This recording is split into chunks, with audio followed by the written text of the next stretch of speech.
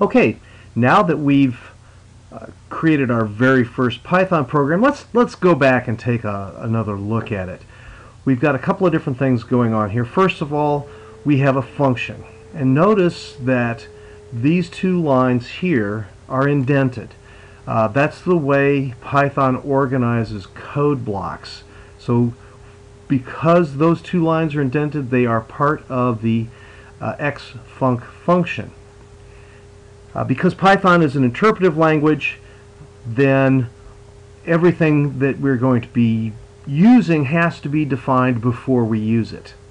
So in this case, we're going to use xfunc down here. We have to define it above that so that as the program works its way through, when we get down here, it knows what xfunc is. Then also we have the parentheses here that shows that we're passing an argument to that function. Notice that we have parentheses here, or not parentheses, but parentheses here to contain these arguments. So print is actually a function as well. So this is our first function, and this is the body of our program. Now what we're going to do is we're going to learn how to do a loop. So the first thing we want to do is we're going to create a for loop. So we're going to say for. We're going to give it an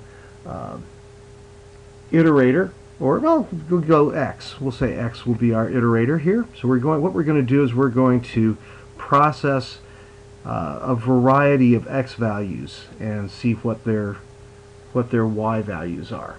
Okay. So what I'm going to do is I'm going to say for x in range, and we're just going to give it a range of 1 to 5.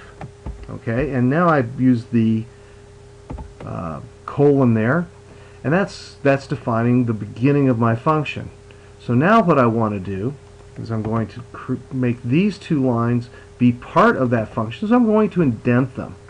And instead of passing in a fixed value here, I'm going to pass in x. Okay, and I'm going to also change this so that not only are we going to print out the y value, let's print out the x value. X is equal to, comma, x, comma, y is equal to y. Okay, so when this runs, if this all works properly, what will happen is we will call my xfunc 5 times, or actually 6 times, values 1 through 5, and we will print the results out. So let's give that a try. We're going to press F5 and see how this works. Look at that.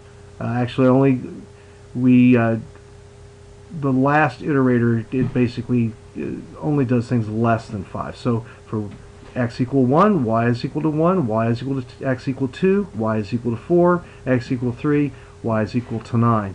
So now we have created our second program, and again using the first program as our starting point, created our second program in Python.